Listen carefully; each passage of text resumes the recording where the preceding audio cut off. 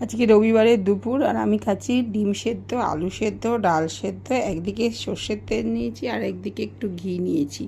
আলু সেদ্ধ দিয়ে ঘি দিয়ে খাবো। ওরা খায়, আমি হয়তো এক গাল দু গাল ওদের থেকে নিয়ে নিয়ে খাই, ছেলে বাপে বা মেয়ে কোনো কোনো সময়। আমার আর কপালে জোটে না একটু গরম গরম ভাত দিয়ে। তাও আবার এটা হচ্ছে সেই কামিনী আতপ চাল, আর সঙ্গে আর একটা চালও মিশে আছে, এটা বিংক্রির থেকে চাল কিনি। মানে এটা আজকে আমার কাছে কি পরম প্রিয় খাওয়া। ছেলে মেয়ে গেছে বিরিয়ানি খেতে, আজকে এতে রান্না করিনি। কিছু তো সমস্যা চলছিল ওই বাড়িতে, তার জন্য আমার বর তার বরের মায়ের কাছে খায়, ভালোই হয়েছে। ছেলে মেয়েকে বলেছি বাড়ি অর্ডার দিয়ে কিছু কিনিয়ে এনে খাবি। তোর বাবা বলেছে নিয়ে যে খাওয়াবে, যাক নিয়ে যে খা।